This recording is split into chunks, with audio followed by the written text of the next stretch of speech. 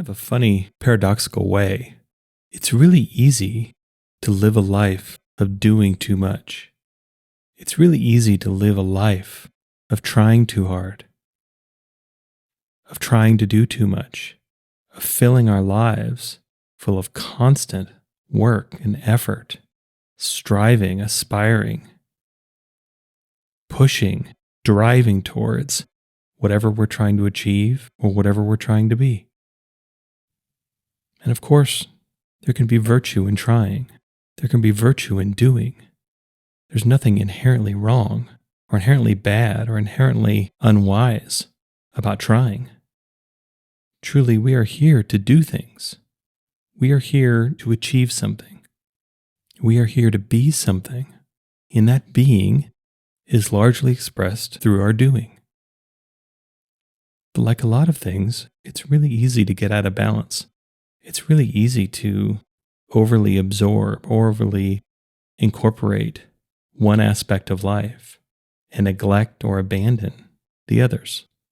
It's really easy to get single-minded, to develop a pinpoint focus on not only what we should be, but the only proper way to achieve that end, to achieve that goal, to achieve that vision. In our culture, we pay so much respect. We serve so much adoration to the doers, to the ones among us who seem to do and do and do and try and try and try. And again, doing is good. Doing what we're supposed to do is what we're supposed to be doing. That seems both simple and obvious. But in my opinion anyway, there's a little more to it than that. I think there's a little bit more to just doing for the sake of doing, and really having our doing being a reflection of who and what we really are.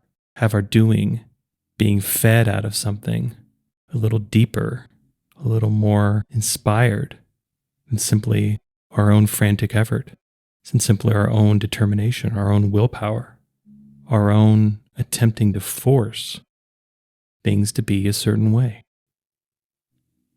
And it's easy to get this message. It's easy to get the message that everything we want will be achieved from doing as much as we possibly can.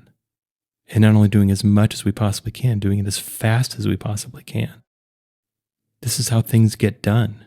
It's a volume game. And the more volume of effort we can apply, the more likely or the more quickly we'll get what we want. But of course, when we're too one-sided, when we're too one-dimensional, when we're too overly focused on a single aspect of life, we naturally get out of balance. And for a lot of us, the first thing we do when we get out of balance is more of whatever we've been doing. We look at the deficit and we look at the deficiency in outcome as a direct result of our own effort, as a direct result of what we're not doing, what we're not doing enough of. The solution to not having what we want is more effort, more focus, more determination. And what's tricky or easily confusing is this might actually be true. Because what matters the most isn't so much what we're doing or not doing.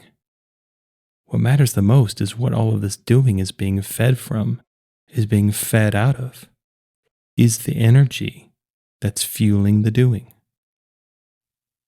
And these habits of doing can get so ingrained.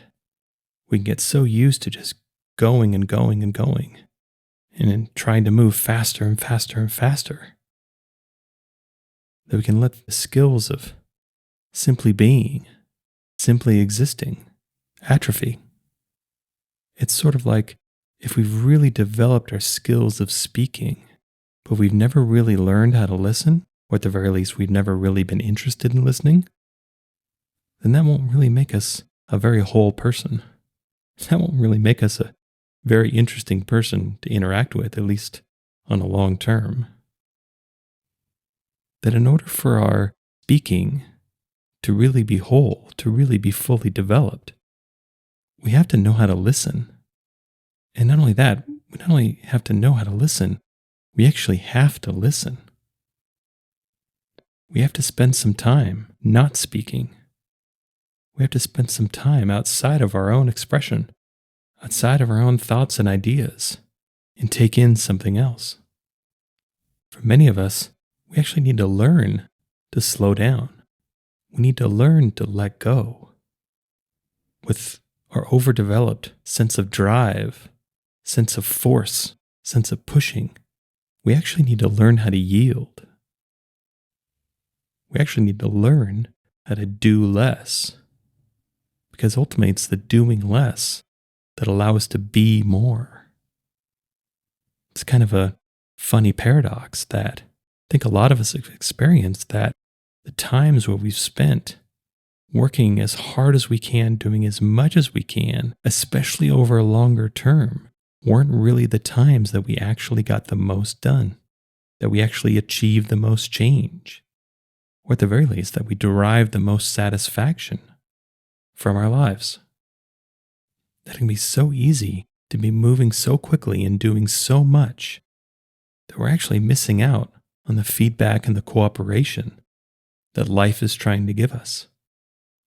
We've taken whatever we're trying to do, whatever we're trying to achieve, whatever we're trying to make happen, whatever change we're trying to create, and we've reduced it from a co-creative act to an individually created act. And whenever we reduce things down to just ourselves, just our own individual selves, just all of our thoughts, all of our willpower, all of our ideas, and nothing from the outside, not only do we make our way so much more challenging, so much harder, but we limit our way because it's only informed by what we currently know. We're not actually growing. We're not actually expanding.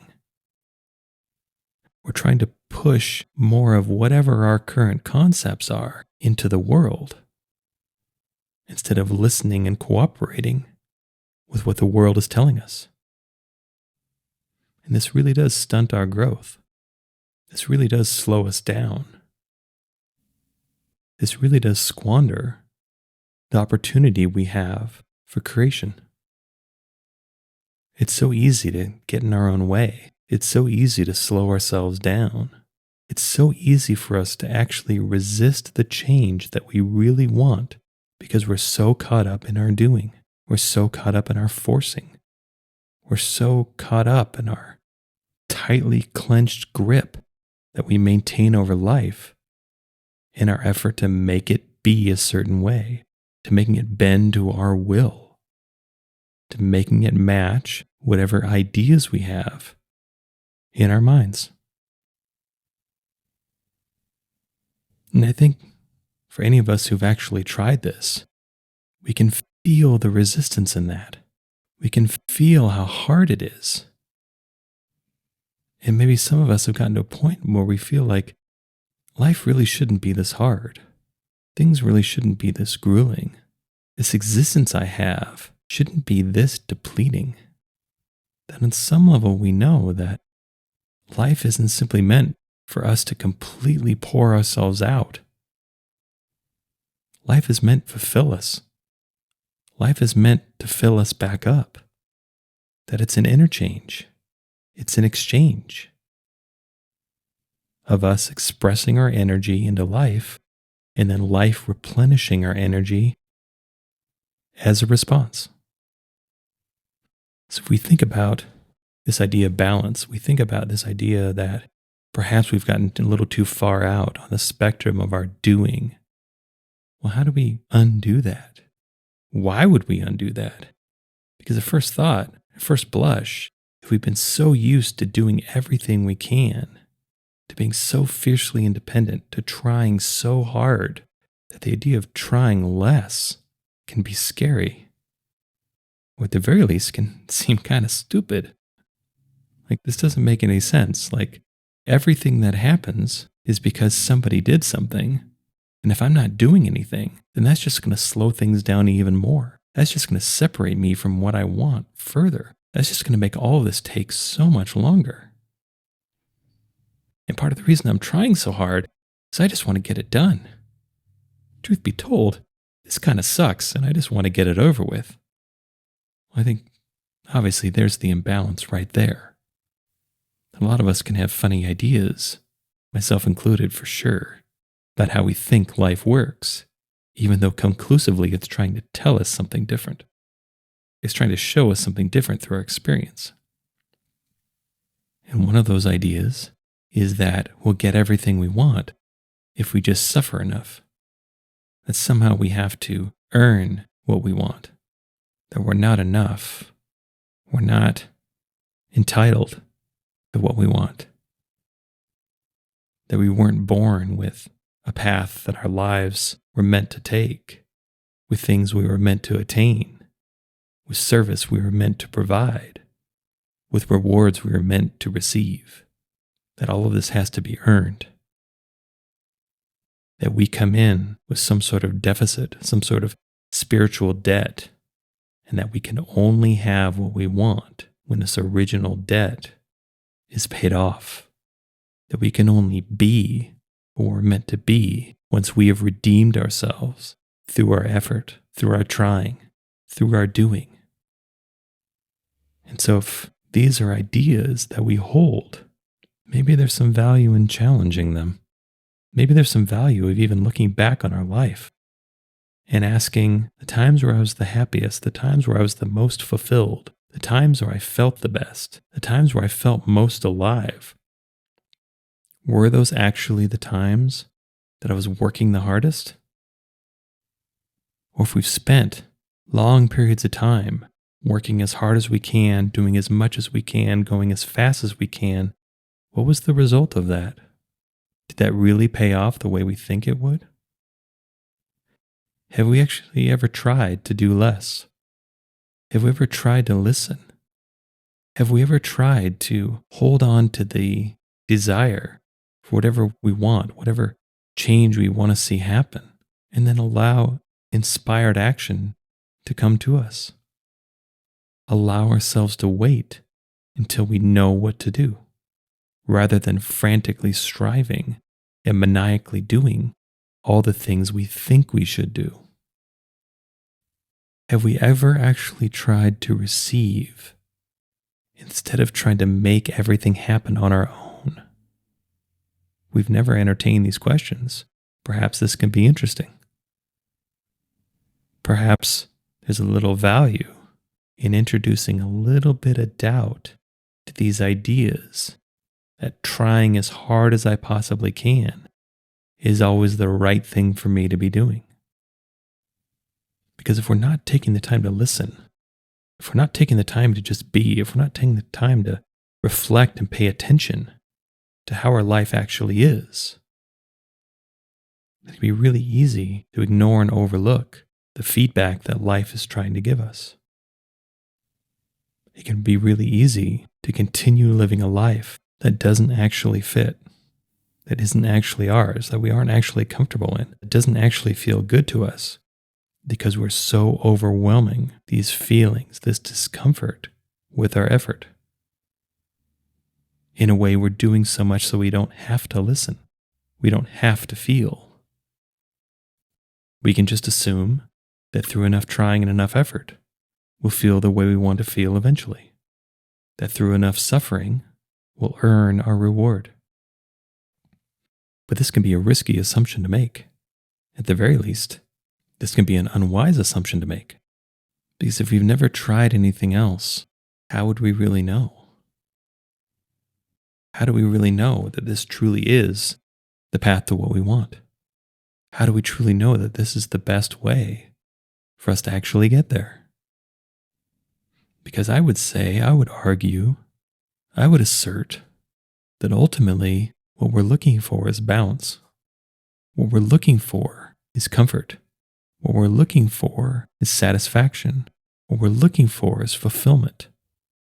And whenever we're out of balance, especially if we're radically out of balance, we'll never actually be able to experience that for very long anyway. And so it's important to listen. It's important to take stock. And how balanced are we really? How balanced is all of our doing with our being? How balanced and comfortable do we actually feel in our own lives? And if we aren't comfortable in our own lives, where are we uncomfortable? Start to ponder, why are we uncomfortable? What do we really need? What are we really lacking?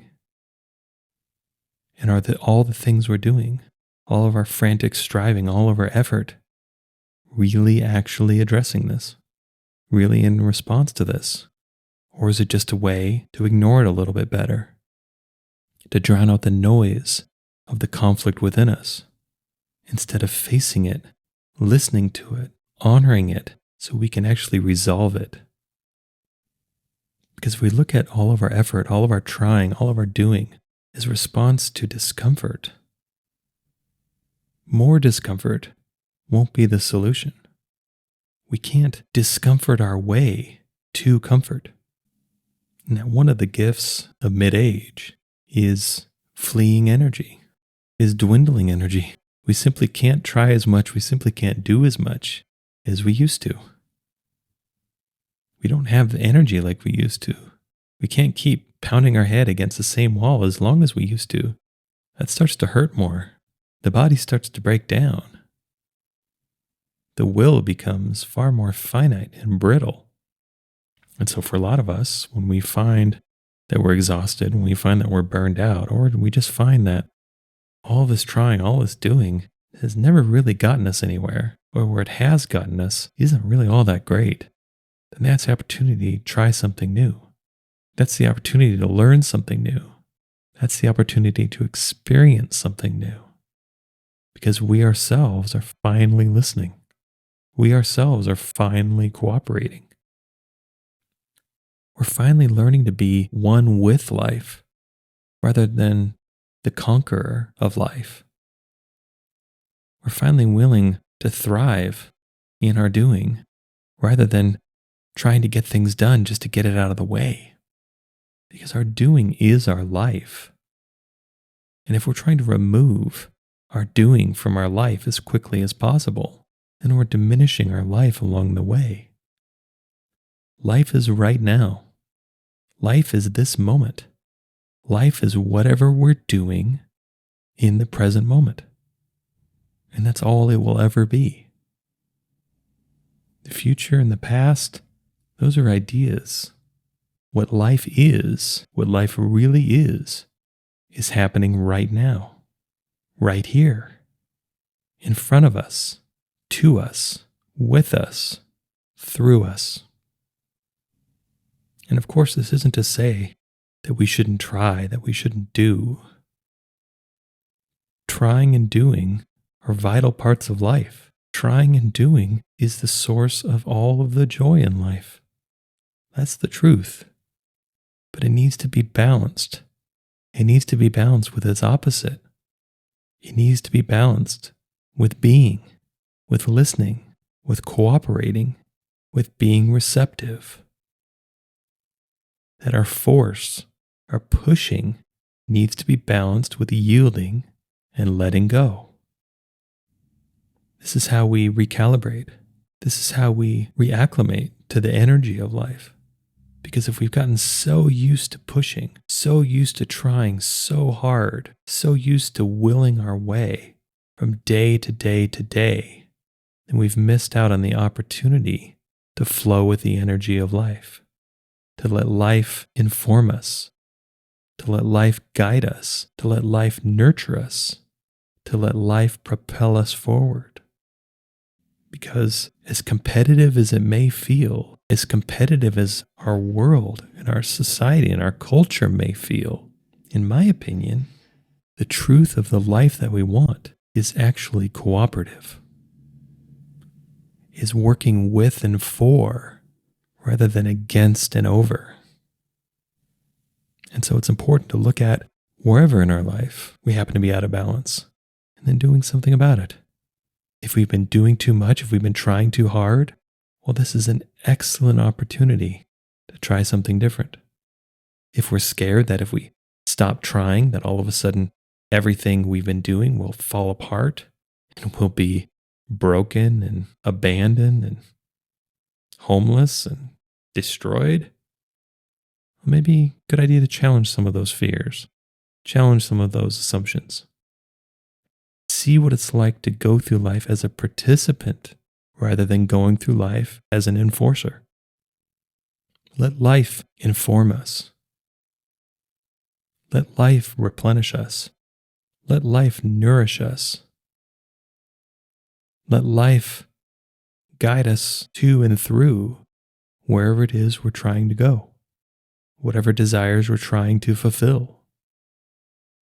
Work to be one with life rather than working to be in willful opposition to life. Trust that the life we want is attainable. The life that truly fits us, that truly is ours, is there, is waiting, is being kept ready for us to assume it. Give up the notion that we were born in deficit. We were born broken. We were born flawed. And the only way to be whole is through our striving and doing and achievement. Start with the premise that not only were we born whole, but we're whole now. And what would it mean to move forward from a sense of wholeness, from a sense of already being complete, and experience life that way? Experience life from a sense of already being whole, rather than going through life constantly trying to fill some sort of void, some sort of emptiness.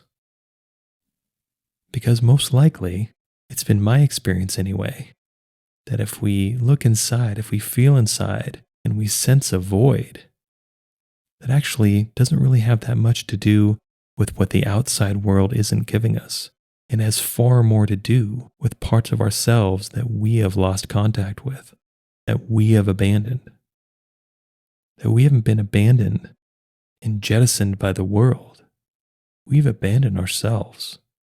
We've abandoned our true selves. We've stopped looking for and looking at what we really are. We've stopped listening to what we really want and what we really need. These voids are voids of our own attention, of our own awareness, of our own acknowledgement. And we can reestablish this connection whenever we choose to. We can return to a place of wholeness by finding the wholeness already within us. The wholeness we seek, the wholeness we crave, the wholeness we desire can never really be achieved through anything outside of ourselves. And of course, things outside of ourselves can be wonderful, can be lovely. The human experience can be absolutely amazing, but it will never make us whole. It will never truly complete us because these ideas are built on a fallacy. These ideas are built on the idea that we're not already complete, that we're not already whole, and that it's my belief that we're already complete, we're already whole because we're here. Right now, in this present moment, in this instant, we are already whole. We are already complete. Nothing else is required. And of course, we can grow. Of course, we should grow. That's what we're here for, after all. But right now, in this moment, nothing else is required. And if we found ourselves trying really hard, trying overly hard, doing too much, trying to make too many things happen, well, maybe this is a good opportunity to seek this wholeness, this completeness within first, to find wholeness and completeness within ourselves, and then go out into the world, experience things from that place. And the funny thing is, we may do the exact same things. We still like what we like, we still want what we want, we still enjoy what we enjoy, but we can actually enjoy it fully because these experiences now don't have a responsibility to us. We're not giving them a job. We're not having to make them do anything for us, and we can enjoy what they actually are. That's an incredible liberation. That can be an ecstatic epiphany when we have it. And we can set ourselves up to have this experience when we balance our doing and our being. When we find a sense of balance within ourselves, when we use our own awareness to get to know who and what we really are, to find the wholeness and the completeness that already exists within us, and then live fully from that place. That self-awareness, in my opinion, in my experience, is the surest route to the completeness that we seek, to answering and reconciling the conflict and the confusion that we feel. We find ourselves by going inward, not outward. Oftentimes, we achieve what we want by doing less, not by doing more. We bring ourselves into alignment.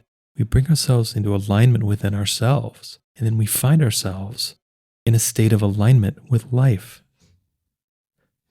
We rectify and reconcile this conflict within us, and then we find our outside world to be far more conflict-free as well. We find comfort within, and then our outside world feels far more comfortable too. We see the reflection we want, not by changing the mirror, but by changing ourselves. Through our own awareness, through our own pondering, through our own curiosity, through our own interest in seeking the wholeness we crave within. It doesn't require anyone else. We don't need permission. We don't need some special schooling.